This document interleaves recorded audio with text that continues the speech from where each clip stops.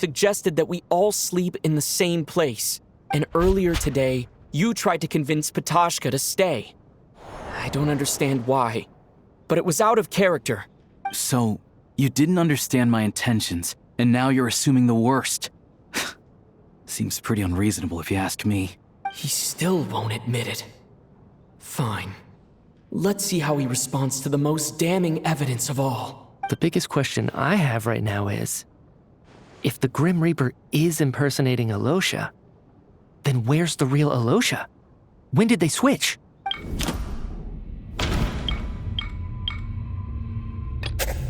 No, nothing. No, the ruler of... That's right. This was the moment, right at the start. Before any victims had even emerged, Alosha...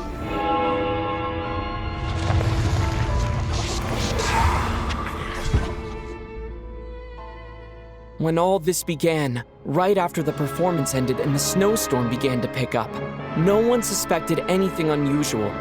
We just assumed we were snowed in. It wasn't until we discovered the bodies the morning after that we realized something out of the ordinary was going on. But it's clear now that the oddities actually started earlier than that, when Dimov walked into the snowstorm and never came back. Right. So Mr. Dimov was the first victim, not Sobolova and Torgov. And if we pinpoint that moment as the beginning of this incident, then one thing becomes clear. Alosha, you are the only person who walked into the snowstorm and came back without the help of Vodyanitsa's Requiem. More precisely, Alosha never came back at all. The one who came back was the Grim Reaper. Not bad. Well, since you've backed me into a corner, I suppose there's no point in keeping up the act anymore. Alosha? You're the Grim Reaper? I am no such tired cliché. Mortals should address me as the ruler of death. Before being wiped out for good, you identified the two deceased, and even sensed my presence. A commendable achievement, far beyond what I expected. I heard you can ferry souls. Those deaths each night. Were they your doing? Your initial conclusion was correct. Due to the existence of the two deceased, the ley lines yearned to reclaim those long-lost souls. Every night, they devoured an equal number of souls to fill the void. This required no intervention from me. Though, of course, ferrying souls is indeed my authority. Here, take a look.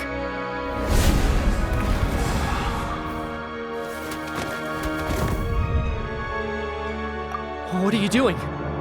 That takes care of today's too. Don't get so worked up. You are already dead, and your souls must return to the ley lines. I know we're already dead.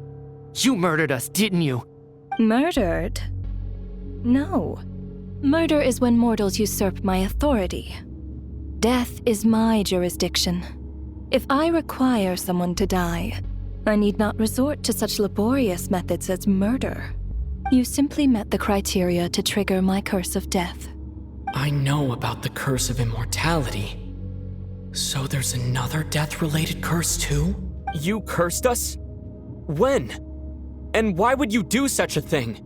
So often, humans pray to me, begging to know when their death will come and what form it will take. But few people ask why. If you must have an answer, know that death comes simply because one's time has come. So you're not gonna tell us the truth? Hold your tongue. By all rights, you shouldn't even be allowed to speak with me. Those angels from the past are to blame for the reckless renovation of the ley lines here. It's made my work on this occasion infuriatingly complicated. Work? So trapping us here, making us watch our friends die, that's just another day at work for you? You clearly have a lot of questions. Fine. As a reward for your remarkable accomplishments over the past few days, I shall answer a few of your inquiries. provided they aren't too unreasonable. After the physical body dies, the soul must return to the ley lines for that person's death to be considered complete. My work encompasses the entire process of death, including, naturally, the guiding of souls into the ley lines, with which you are now so familiar. You must also be rather familiar with Natlan's Night Kingdom, I presume? It was I who supported the creation of the Night Kingdom. It provided a convenient means of guiding the souls of Natlan. Here, too, the ley lines connected to the theater underwent some modifications. The angels hoped to make them capable of accommodating the souls of some special creations. But this actually hindered their ability to accept ordinary souls to some degree. This effect manifested itself after you died from the curse in the theater, leaving you stranded in the afterlife, unable to achieve a complete death. But if souls who die from the curse of death fail to return to the ley lines within a short window of time, they will miss their chance for good. Then, they will remain forever suspended between life and death, no longer subject to the authorities of either. So if you don't resolve this matter soon, and see all our souls return to the ley lines before long, we'll escape your control. Mitya's sharp. This must be what Ronova was worried might happen, and the reason she got involved to begin with. But if you have the authority to guide souls, why didn't you just show yourself and get it over with? Why hide among us in the form of Alosha? You seek to understand the mind of a god.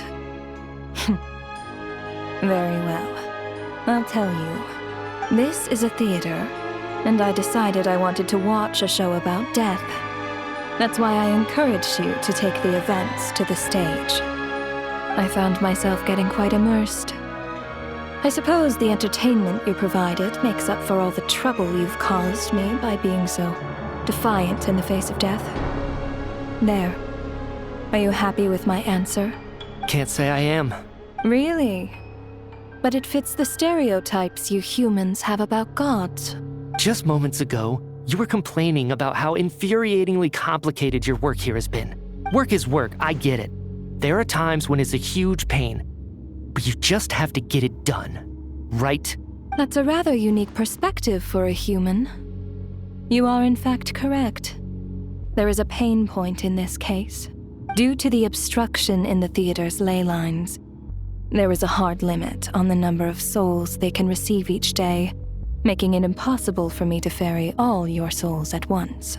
Revealing my identity too soon would inevitably have led to futile resistance, and there was a risk that any souls who chose to run would disappear. Then there was the issue of the 2 lost souls you called the deceased. The way you resolved that quandary was all part of my design. That's what I don't understand. If all of us were souls of the dead, what made their presence among us special? For centuries, they have refused to return to the ley lines, exploiting the issues created by the angel civilization to resist being drawn in. Centuries of obsession accumulated during this process. You may think of this obsession as the resentment of the dead, and in this quantity, it was a bomb that could have detonated at any moment.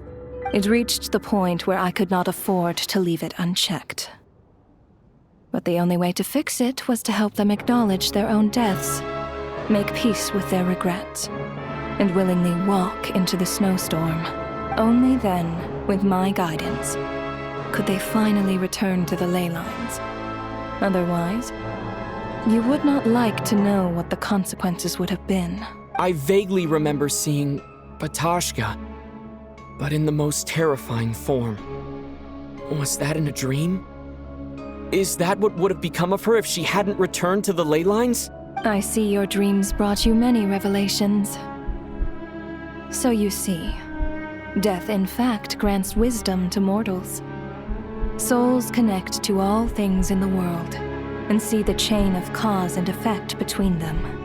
It's nothing unusual. Anyway, giving psychological counseling to lost souls is not my strong suit. That is more of an angel's role. It was something I could not resolve directly using my authority, so I decided it was easier to leave the bomb defusal to you. Meanwhile, of course, their presence caused the souls of other members of your party to return to the ley lines each night. From where I stand, that was killing two birds with one stone. As both issues slowly resolved one another without me having to lift a finger, all I had to do was stay close by and keep the situation under control. Then use my authority to wrap things up at the end. And, of course, while I was at it, I thoroughly enjoyed watching this drama, dealing with death from a mortal perspective, play out on the stage. Sounds like you had it all figured out, Grim Reaper. I just did the math. You said there's a hard limit to the number of souls the ley lines here can receive each day. It's 2, isn't it? That much is obvious, even to a fool. It's time to review this whole affair. If the ley lines can only take in 2 people per day, I need to go over the deaths from these past few days again.